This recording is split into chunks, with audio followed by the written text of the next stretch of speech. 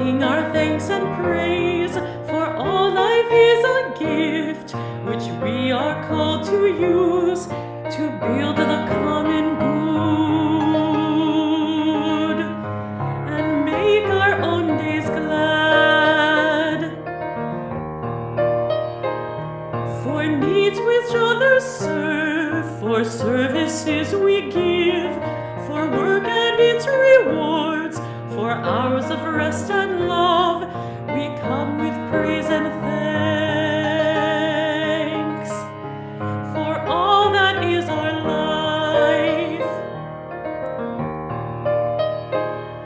for sorrow we must bear, for failures, pain and loss, for each new thing we learn, for fearful hours that pass, we come with praise and thanks. For all that is our life,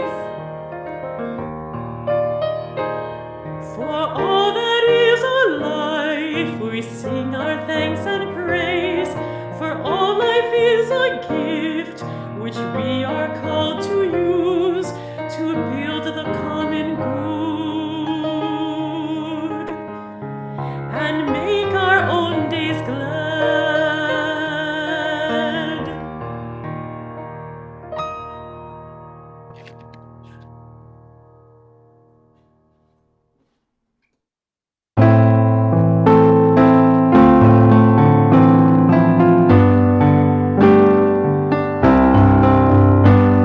Spirit of life, come unto me.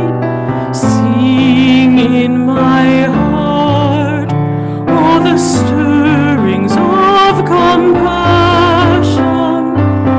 Blow in the wind, rise in the sea, move in the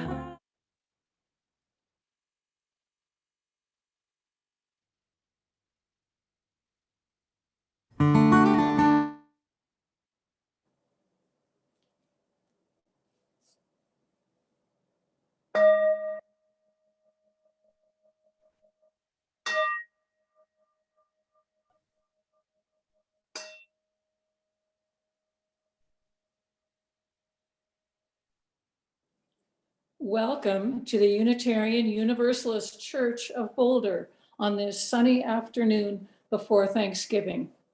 Hello, my name is Diana Maiden, and I'm very pleased to be your worship leader today for today's service. We welcome all at the Unitarian Universalist Church of Boulder. All of you are welcome. Whatever your past was like, whatever this present moment is like for you, we invite you to journey into the future together. I have one announcement this morning. Because of a COVID exposure at the building, the worship team is live streaming from our homes instead of from the sanctuary this morning. Staff and our sanctuary guests are all safe. If you missed it, there's more information in the weekly email.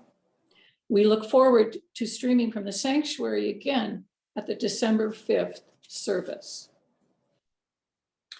Welcome all of you who are joining us via the magic of the internet this morning.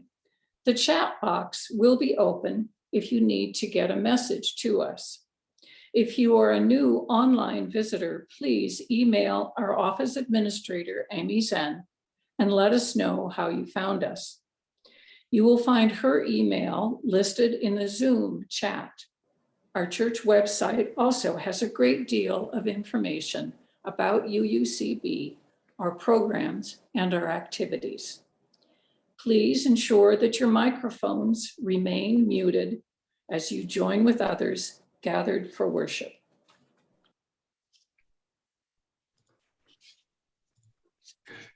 Good morning, everyone. The Reverend David Schwartz, minister here.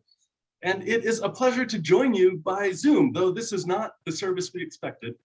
And I have so enjoyed these last few weeks being able to live stream from the sanctuary and not just the fake version of it behind me. On the other hand, I get to introduce you to my cat. So there's some small consolation prize from leading the service at home. All right. Get out here, Milton. Well, welcome to this Thanksgiving service.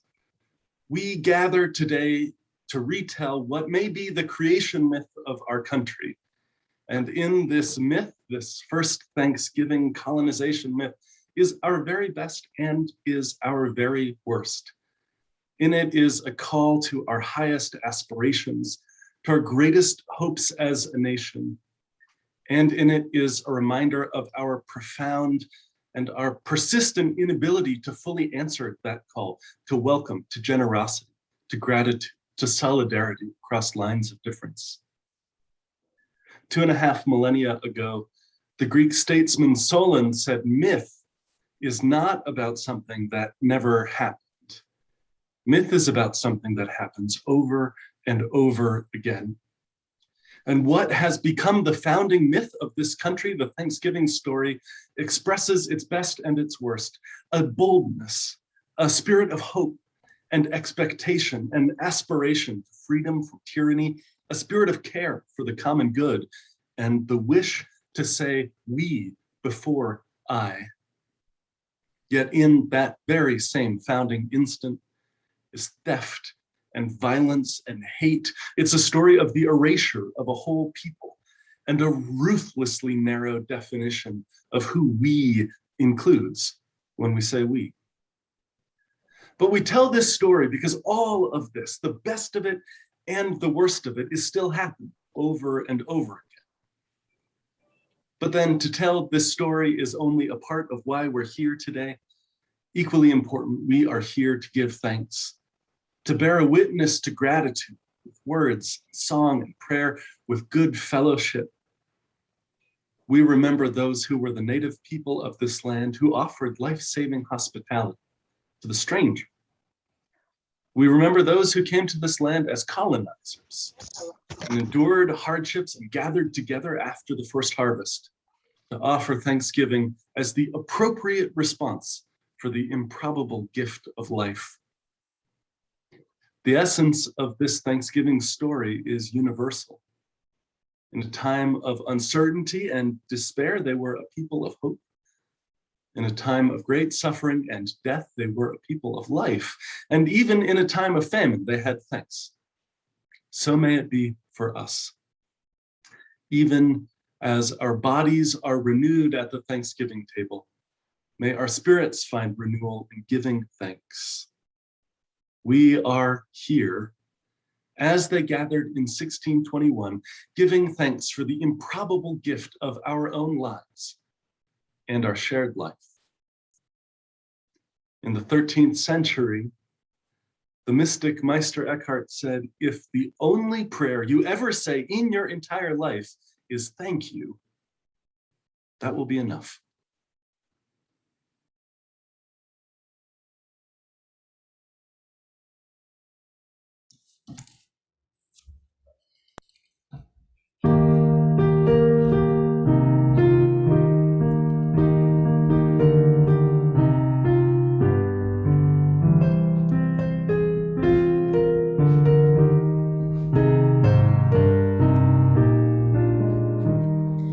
Come, ye thankful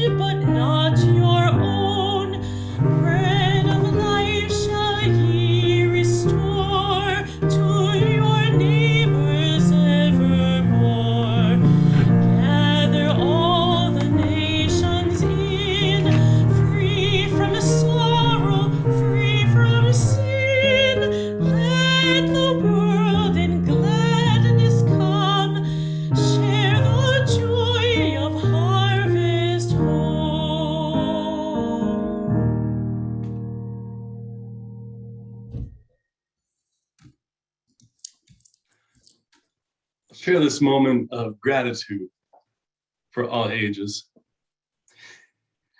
These words from Christine Robbins, minister who used to serve just down the street in Albuquerque, I think.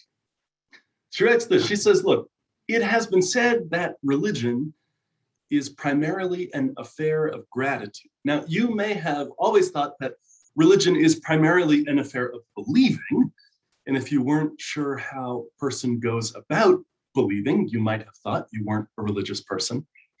Gratitude, on the other hand, is something that all of us can practice. And that makes us all religious, because whatever your beliefs about faith and grace, gratitude is basic. Like hope and trust and love, gratitude is both a feeling, something that happens to you, and a spiritual practice, something that you cultivate, something that you make. We may have little control over our immediate feelings, but we can decide to cultivate the ground in which those feelings thrive. I think often of this quotation. Louis Pasteur, who invented pasteurization, says, "Chance favors the prepared mind." And I think of that often in spiritual practice. When I don't feel especially grateful, nonetheless, we can cultivate the ground in which that feeling can thrive, in which chance can favor us. We're taught as soon as we can speak to say thank you when we're helped or given something. And a young person who doesn't say thanks is considered spoiled, especially if they don't do it convincingly. An older person who doesn't say thanks is considered arrogant. Words of thanks signal acknowledgement of another's part in benefiting our lives. Thank you. It's a little thing, but it adds a human connection. It says, I noticed you were there, and I'm glad, I appreciate it. Our thank yous remind us that we're dependent on others. They acknowledge the web of relationships in which we live. And so to neglect thank yous is not only rude, it's out of touch with reality. It's a rejection of our interdependence. The Nguni Bantu word Ubuntu means humanity, and it also means I am because we are. It's this reminder of a truth affirmed in many cultures and many eras, that to be alive is to be interconnected with all of life in an unbroken whole. The practice of saying thank you is good for our souls. It's a reality check on the tendency to think we don't need others. And that's not only important in our relationships with other people, it's important in relationship with our life, with the universe, with God, if that's how you understand things. Our gratitude is for things large and small. And we're grateful for the epic. We're grateful for the sun and the dawn, which we did not create, the moon and the evening, but also for a stranger's nod and smile. Grateful for warm coffee on a cold morning. Grateful for a well-told joke that brings out deep laughter, or for a friend's wholehearted hug. Innumerable hands hold us and make this life possible.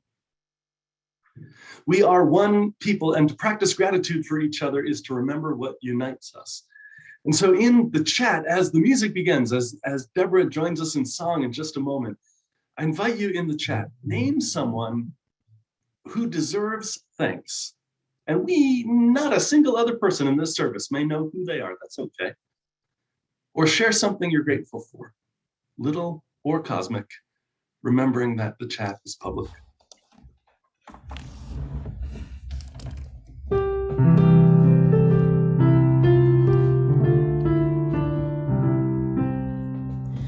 We sing now together our song of thanksgiving, rejoicing in goods which the ages have wrought, for life that enfolds us and helps and heals and holds us and leads beyond the goals which our forebears once sought.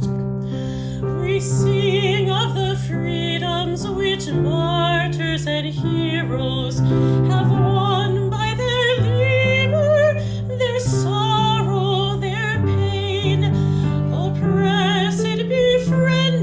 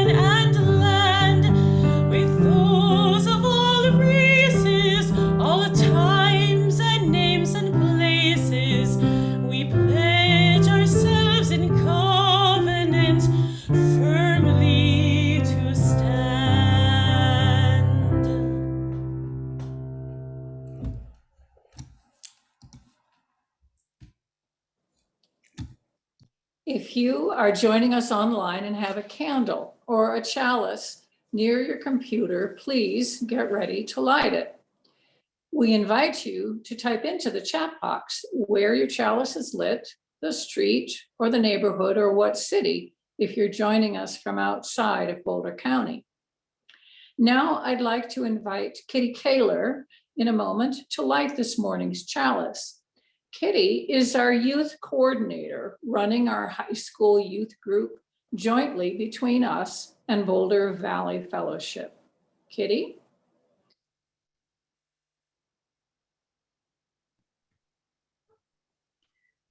Hello, everyone. For those of you who don't know me, again, I'm Kitty, Kaler or Kalebarn, your youth coordinator. I've been working with our high school youth, the youth of our congregation and the fellowship for just over a year now during the pandemic. Last month, a mentor and friend of mine took launch from this earth. Those are her words. Not knowing what to share with you this day, I paused and I listened. And this quote from Terry came forth in her memorial service. The work that I do with your youth includes this. We grieve loss, we make space for gratitude, and we use a lot of metaphors. I so look forward to getting to know you all more and more. Please don't hesitate to approach me if you see me around or pop me an email.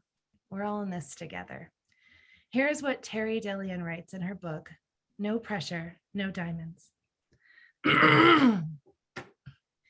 Absent all speculation, the contemplation on everything known and unknown, there's always an invitation to listen.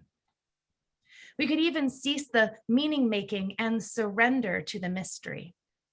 Be willing to feel the grief, not just for our own losses, but for the big losses throughout time.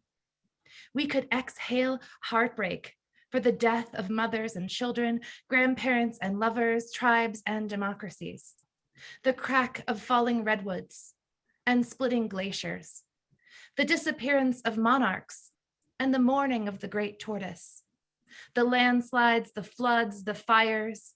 We could feel the destruction of mountains, comets, galaxies, all the losses without redemption, all that has been broken.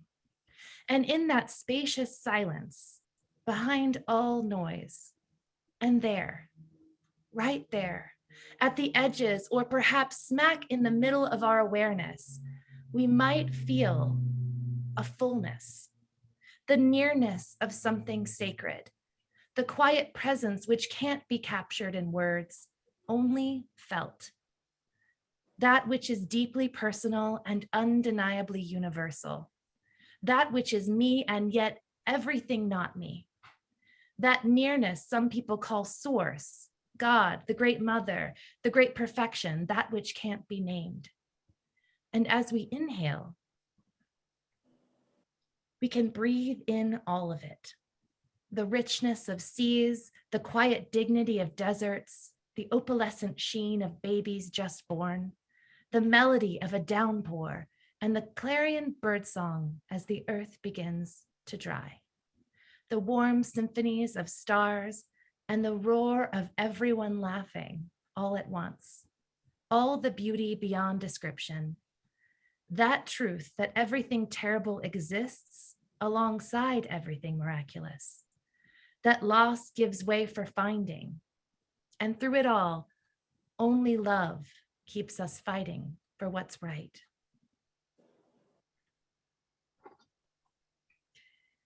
We light our chalices as we hold all this together, youth and adults, children and elders, for ourselves and our world.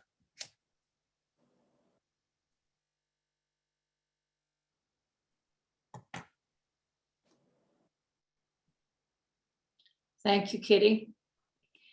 We now invite all of those gathered in your various locations to join together in fellowship and community as we say aloud together our congregation's covenant.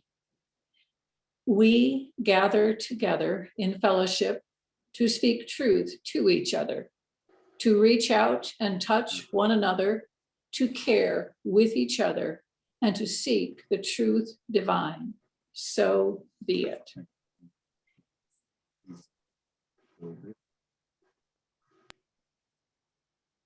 Friends, I invite you to join me in a time for practice in the service, a time for prayer and meditation, for settling and listening, and to begin by putting your 2 feet on the floor, if you're in a place where you can, and very gently pushing down with your legs in a way that helps you sit strong and comfortable. Always in practice, it's a good thing to be comfortable.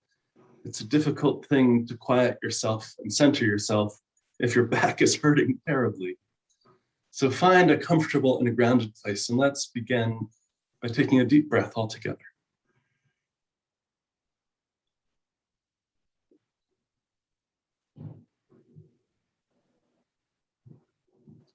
And another in for 4, and then out slowly for 6.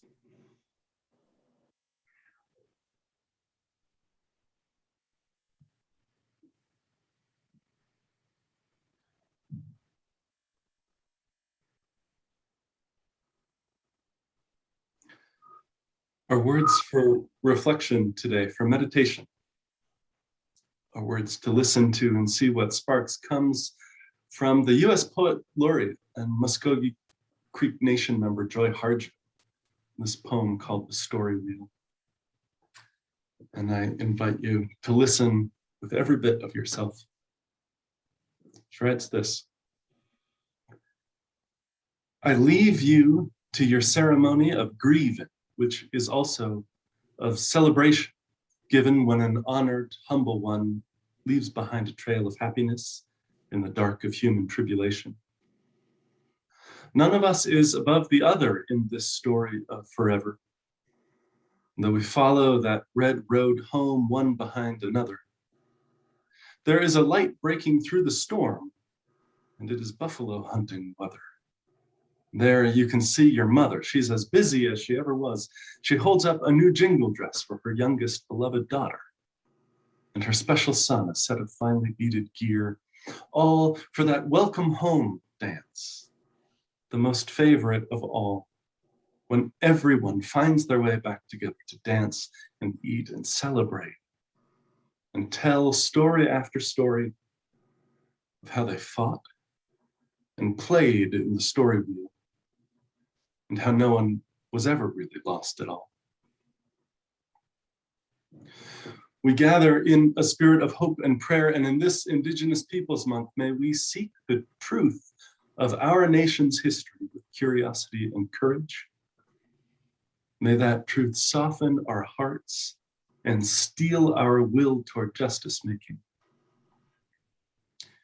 In time of abundance for many, we remember and pray for those who do not have enough. May we share what we have generously. In these times of public thanksgiving, may we have an inner and authentic great gratitude. In this season of compulsory joy, may we be granted solace for our laments, those which are private, those which are public. In this time of gathering and separation, may we be comforted in our griefs for the things that have been and griefs for things never to be. And in this time of requisite togetherness, may we be comforted when loneliness visits our heart. We gather as a people, always coming home to ourselves and to each other. This is a time in the service where we share our joys and our sorrows with each other. If we were to gather in person, we'd take those rocks from the Boulder Creek, those rocks worn smooth by motion and time, and place them into the sacred earth. Here, separated, scattered across all our screens, I take some measure of comfort just from seeing all your faces and names, that grid on a screen, knowing that despite our separateness, we are together. And so as the music begins in just a moment, I invite you to share in the chat any joys you carry with you, any sorrows that weigh you down, remembering that the chat is public, practicing the work of trusting our lives into each other. For all these blessings and concerns, we hold this compassionate space with love. And today we remember and lift up in particular all our trans and genderqueer siblings. Trans Day of Remembrance was yesterday, an annual time to recall that trans people are killed and carry out suicide, both at a rate many times higher than cisgendered folks. In this moment, we see them, we remember, and we love our siblings, without exception. Thank you for all the ways you bless each other.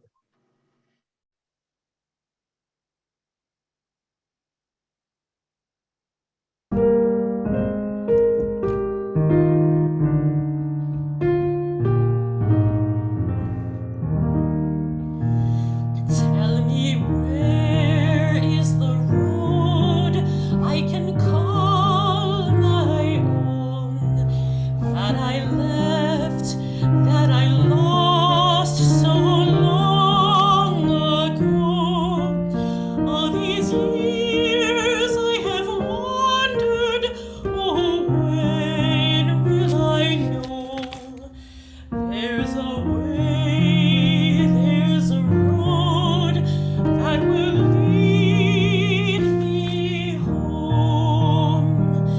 After wind, after rain, when the dark is done, as I wake from a dream in the gold of day, through the air there's a calling from far, far away. There's a voice I can hear that will lead me home.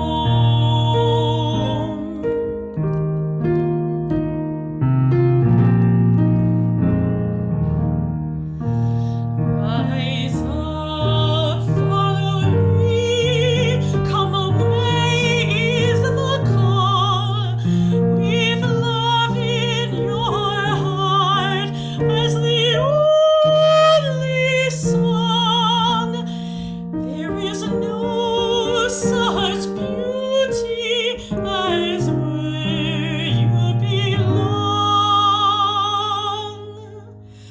Rise up, follow me, I will lead you home.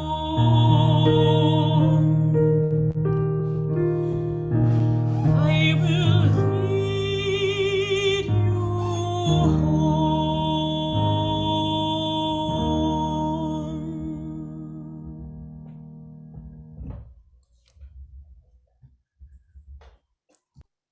Thank you, Deborah, for all those joys and sorrows that we hold in silence. Amen. Here's the first part of the story. In 1620, the Puritan separatists, later called Pilgrims, came to New England to establish a religious and social order without state interference. Before they came to these shores, they lived in England, then Holland. The separatists believed that they had been elected by God for salvation, and to maintain that status, they needed to rigorously enforce certain ways of worshiping and community rules of public behavior. Sometimes we tell the story of these Puritans coming to New England in search of religious freedom. In fact, it was freedom for themselves only. It was the freedom, in essence, to establish a dictatorship of the elect. Puritan separatists were treated unfairly because of their religion. Some of them were put in prison in England. Some had their houses watched day and night. They knew if they stayed, they might be harmed, but also that staying in England meant they could never have the religious and social control that they wanted. So they decided to leave England and go to Holland, They heard that everyone in Holland could have their own religion and no one would treat them harshly. But as the years passed there, they grew concerned with losing their identity as a distinct people and beginning to assimilate into the culture around them. So some decided to leave Holland and colonize across the sea. In September of 1620, 102 people set out on the Mayflower, heading for what they called the northern parts of Virginia, somewhere around present-day New York City. Some were of the congregation in Holland. Some were from London, seeking religious independence. Many were adventurers, they called themselves, seeking gain. On November 21st, this day in 1620, having blown far off course, they landed in the place they would name Plymouth. It was largely empty of disease because in the 2 decades prior, European disease brought by fishermen and traders, and there were many, many, many European contacts in the years before 1620. In those years, 90% or more of the population of Native Americans were killed by disease. When they landed, the colonizers established government and the Mayflower Compact, an affirmation that they were bound together in community by covenant. They were bound together by the promises that they made to each other.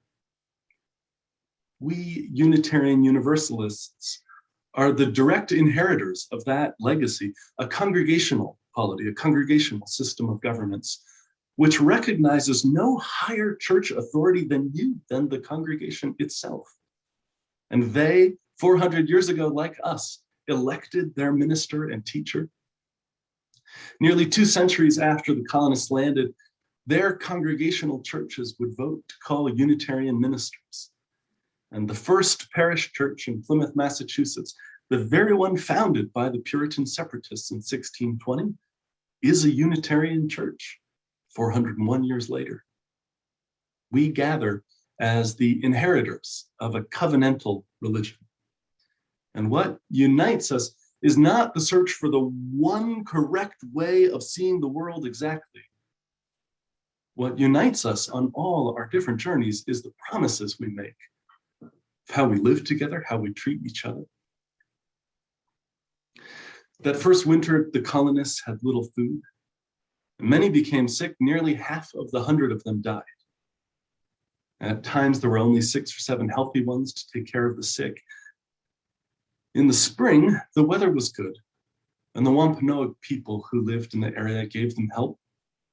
Colonists planted, crops grew, and when the harvest was brought in, a Thanksgiving feast was held with the Wampanoag chief Massasoit and 90 of his people. For 3 days, they celebrated and ate goose and duck and turkey and venison, cornbread and cornmeal porridge, lobster, clams and mussels, pumpkin, carrots, turnips, onion. And they gave thanks together.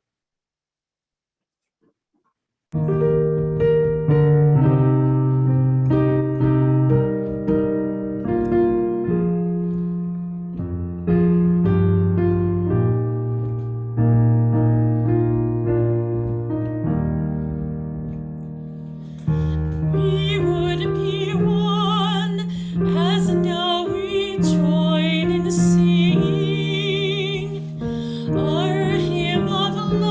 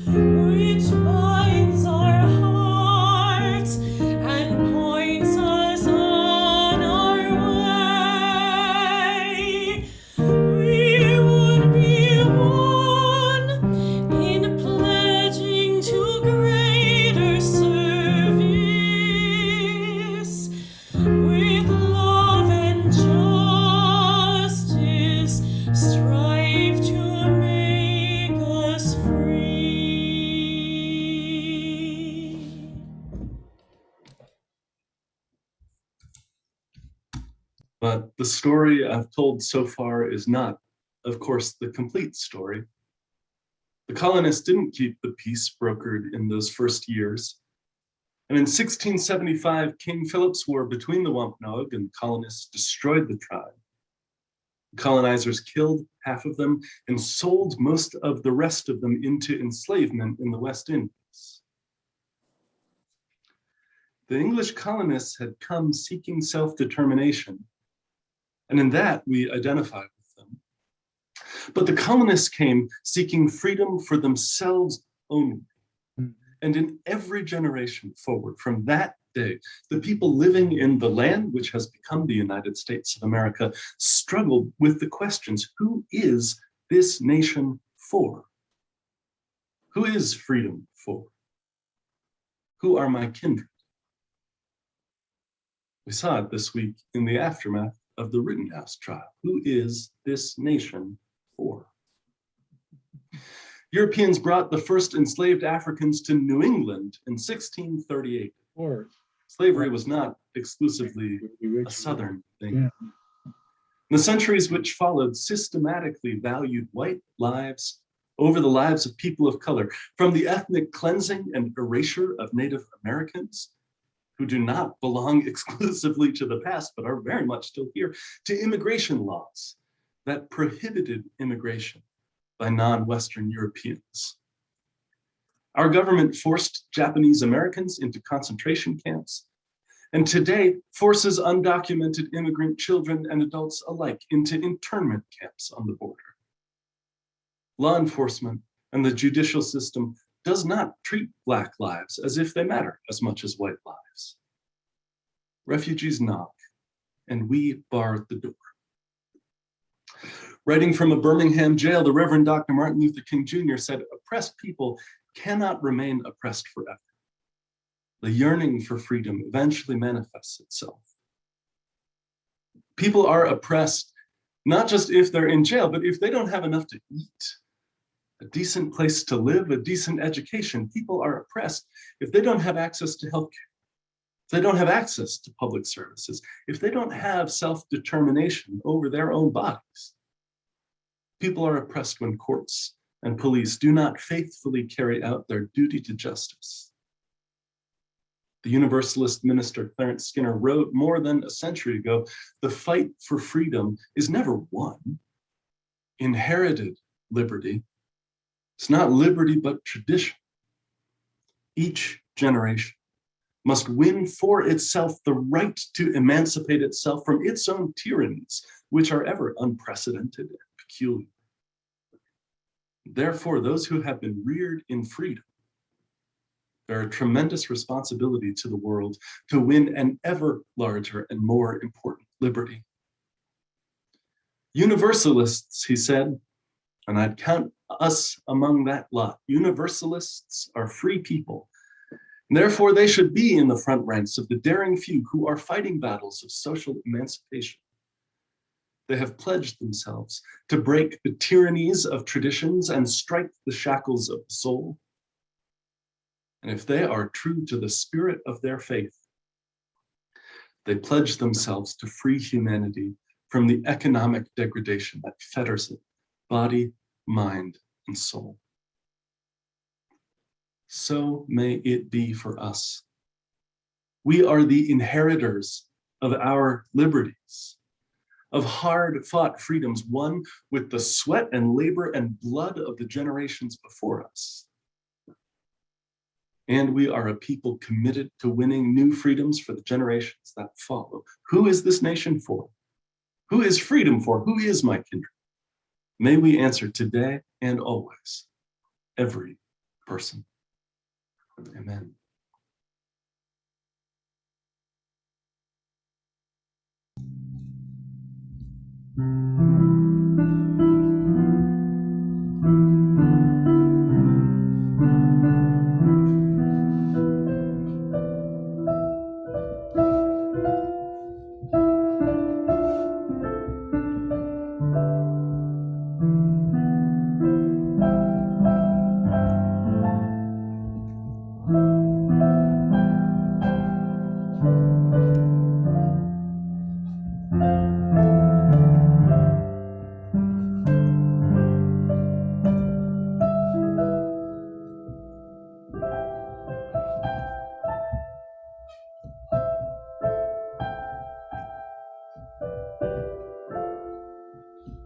This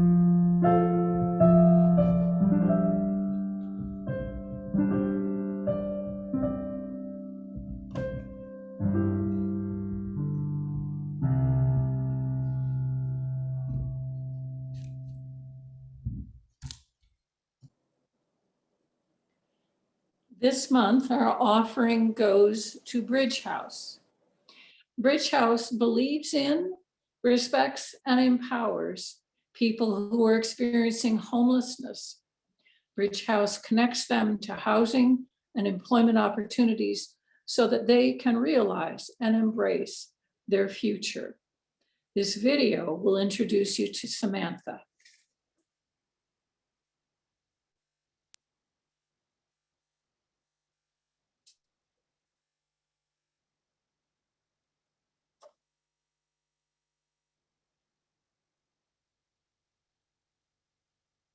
Okay, I'm Samantha Lamke.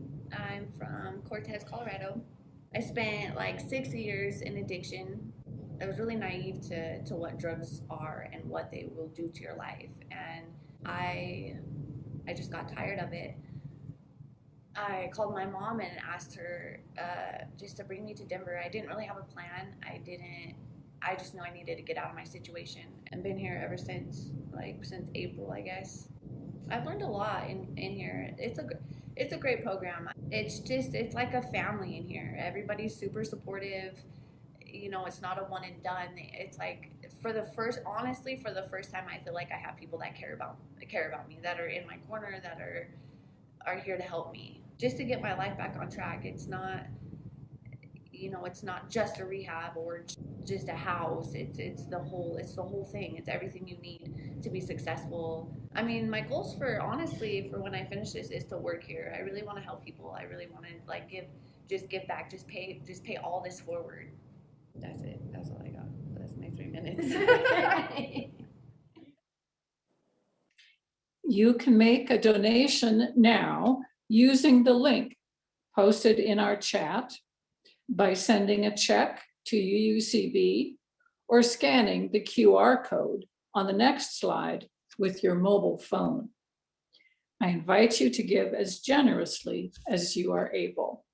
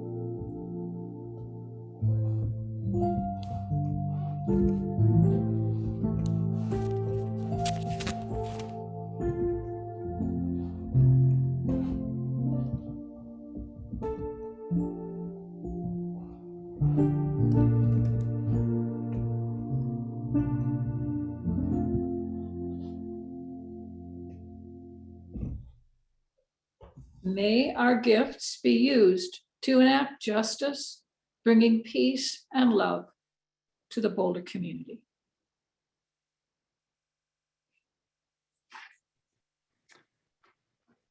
Friends, I invite you now to close the service today together with me. We'll take a few minutes this week to lift our gratitude, to remember our ancestors, and to commit ourselves to the future. The refrain will be, we give thanks for pilgrims in every land and every age. And I'll invite you to say that with me from time to time as we go through. We give thanks for pilgrims in every land and every age. We are grateful for the many hands that bring bread to our tables, especially those agricultural workers, migrants, and immigrants fighting for just wages and fair treatment. We are the beneficiaries of their labor, and we do not forget them. Let us lift our voices in thanksgiving. Let us be grateful for health and healing and wholeness when it's there. Let us be grateful for the beauty of earth and sky. Will you join me in saying, we give thanks for pilgrims in every land and every age. Each of us has traveled through history to this moment in our ancestors' bodies. We came from Britain and Holland. We came from the tenements and ghettos of Europe. We came out from the enslavement of American plantations. We came as immigrants from the global South, from Africa, from Asia, the Pacific. We came from these places tired and doubtful and weak and fighting and determined and hopeful. We came here in hope of a better life. And we came to this country enslaved, hoping nonetheless there would be a life for our children's children. We give thanks for pilgrims in every land and every age. The fact of our bodies here today, and our laws and freedoms of joys, and the commandments of our arts, our science, our kindness, and our lore, these are the gifts of countless faithful generations. A great and unseen host attends us, even in this moment, those people from every land and era who dreamed a better world for themselves and their children, just as we do. We give thanks for pilgrims in every land and every age. We celebrate the stories of our ancestors. They inspire our own paths. And decades and centuries later, we continue to seek the promise of new life.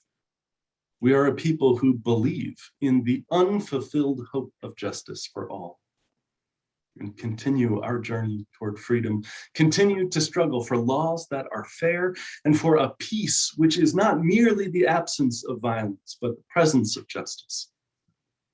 In every generation, new tyrannies arise. In every generation, the meaning of freedom grows broader. We give thanks for pilgrims in every land and every age. We are called by the first principles of this country. We are called still by the founding myth of this nation to participate in an emancipation, which is ongoing, which is political, which is legal, which is economic, and which is a personal emancipation of our own heart and spirit. We're called not only to transform this world, but to transform ourselves. May our faith, hope, and love keep us strong. May we celebrate the gifts we bring from our histories. May we treasure the common threads and covenant which binds us together. We give thanks for pilgrims in every age and every land. We're thankful for the love of friends and the love which unites us as one human family. Innumerable hands have brought us to this moment. May we remember them with thanksgiving.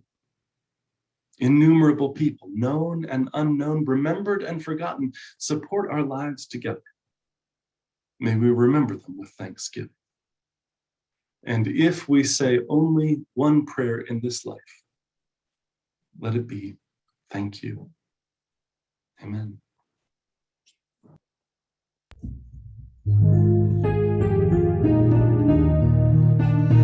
Go your way in peace, wander as you may. Blessed is the path you take, may love guide you on your way. Go your way in peace, wander as you may. Blessed is the path you take, may love guide you on your way.